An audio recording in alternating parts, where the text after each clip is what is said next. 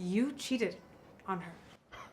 You wish you even had the chance to cheat on her. If I wasn't such a pacifist, I would fight you so hard right now. How dare you? A fly on thee! Ah! Good morrow, madam. Wrinkles on thy face are God promised if thou continue pouting. Dost thou put the weight of heaven and earth and matters so trivial to the heart? Nay, 'twas a fucking joke. Is thy heart troubled?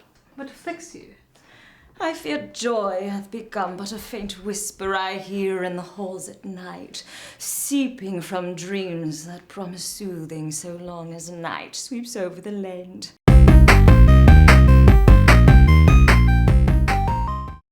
What afflicts you? My husband hath dried all my wit. What an ass! Bite thy tongue! Dost thou dare speak poorly of thy husband? Aye, and I will say it once more. What an ass, what a bull's pizzle! Hush! Thine words land on mine ears harshly. If it weren't for mine eyes, I would search for a screeching cat nearby. Thy sharp tongue is not lost on me, yet unfortunately lacks the cleverness necessary to justify an ego so ripe. I long for thy presence the way one longs for the pungent scent of a dead cow. Something has come over me. The shrew no longer rings in mine ears. I cannot hear a thing. I will leave thou to thy misery and foreboding nature. Saints and I have much in common. Though one holier than the other, we both perform miracles. 'Tis our parting which has proven the greatest thus far. Farewell.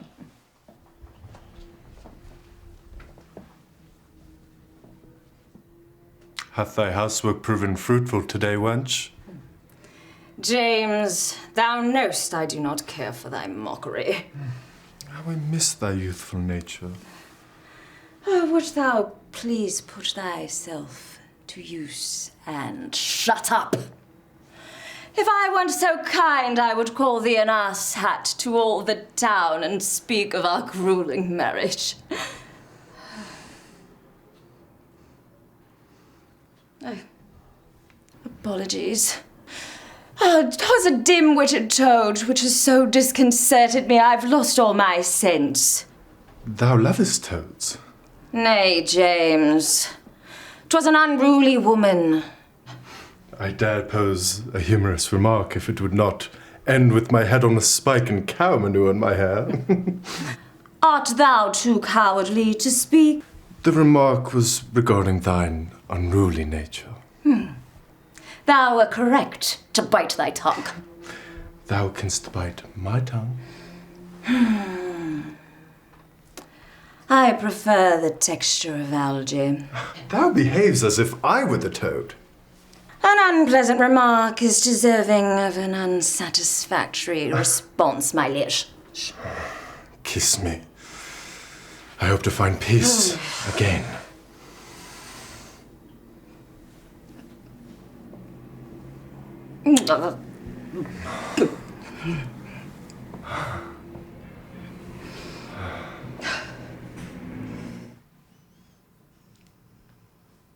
Good morrow, honey. My greatest pleasure is in the brilliance of thy face, which shines on me now. Is that the sun I see? Or my love? I know not. When does one sleep when it is always day? And a blessed day at that. Thou shower me in love. Aye. My love is true as the sky is blue and the day is long. Thou cannot imagine the love I have for thee. I imagine it possible. Nay, why fantasize when I can make it so? I am lost. Then 'tis I that would walk barefoot over scorched earth to find thee, my little mouse. Sit. My love begs to be spoken, just as a lion's roar demands to be heard. To beg and to demand are not one and the same. Beshrew me, my little mouse. I fall into the habit Of getting lost in my eyes, I'm sure. Your favorite pastime though not fruitful for your speech. All right, darling, I must take a rest. You can imagine my day has been long. I beg thee, listen with thine ears to my heart. My soul cries out. My drums study thy heartbeat to make music that is reminiscent of ambrosia for thou to drool over. Ambrosia? The food of the gods. What is it you wish to share? My poetry. I must lie down. Pretty, my greatest muse, my little mouse, I beg thee, don't leave me with my poetry in my hand. Thou art as fertile canst be. I pray thee, make babies with me. I feel faint. I must lie down.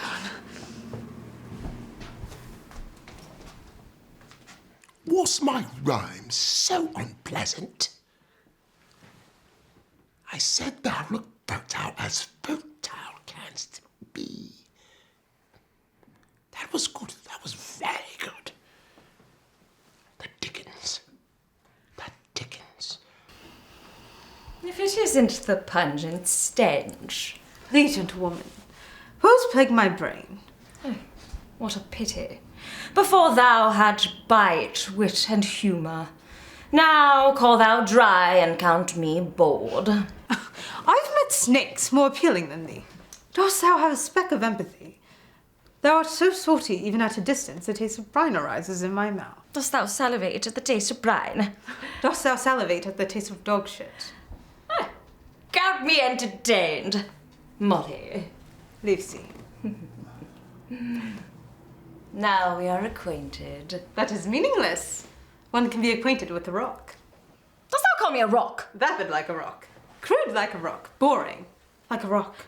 I am not a rock. Why art thou so taken with rocks?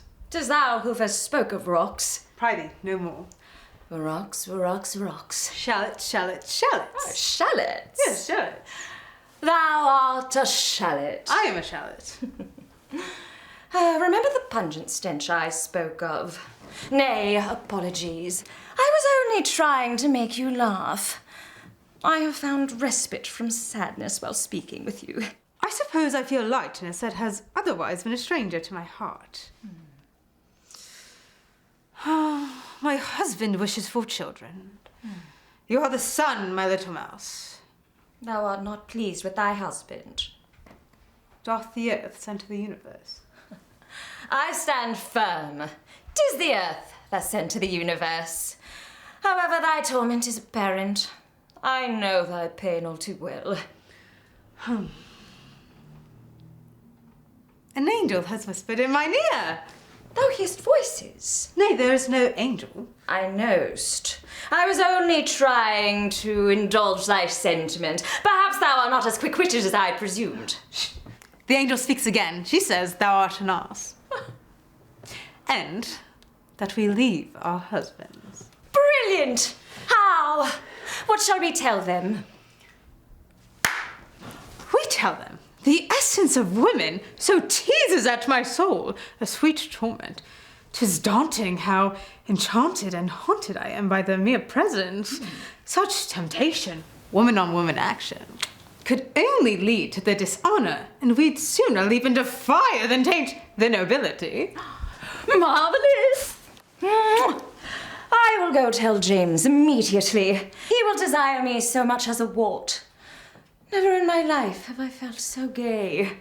I am the gayest woman in the world. I too am the gayest woman in the world. Nay, we cannot both be the gayest woman in the world. I declare it possible today.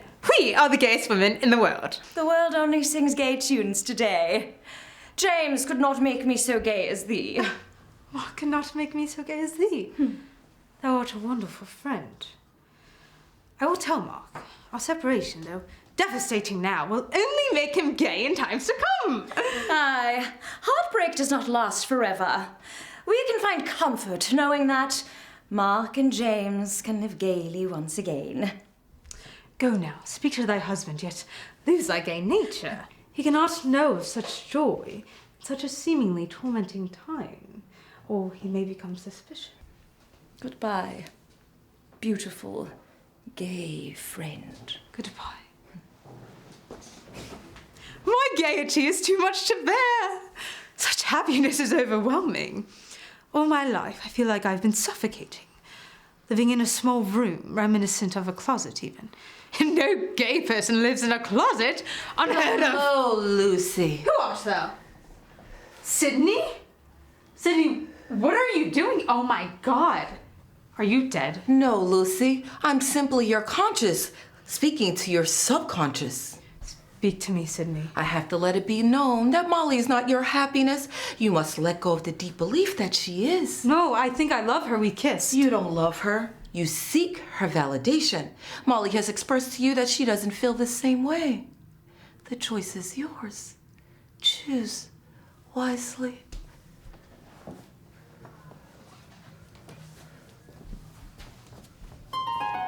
Wake up, it's God. Hey, Jesus. you're back. I do look a bit like Jesus in this. Mark, can I have a minute with Lucy? I'm good, Mark. Thank you.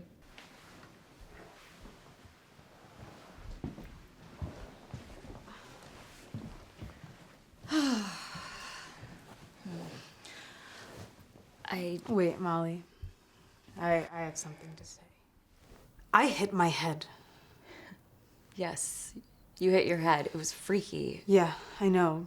And that now dented wall, Molly knocked some sense into this little head of mine. I know now. Wait, that I have something to say first. I didn't mean what I said earlier. I was just so annoyed that you kissed Mark, and let's be real, you can be a lot in general. So I put aside the notion of anything ever happening between us. But now I realize that James doesn't appreciate the fact that I know so much about birds. And I think I need to be with someone who appreciates the fact that I know so much about birds. I love that you know so much about birds. I know you do. Do you see what I'm getting at? Of course I do. It's just... How do I put this, Molly? I'm a shallot. And you're a rock. What does that even mean? Well, you think it means that we're incompatible. I mean... Wouldn't you agree that this back and forth has been exhausting? Yeah. You're right. You're a shallot and I'm a rock. Mm-hmm. Well, I'm happy to be in your life, even if it's just as friends. I need space, Molly. I need time. In what capacity? Like, in the no more fun facts about birds capacity.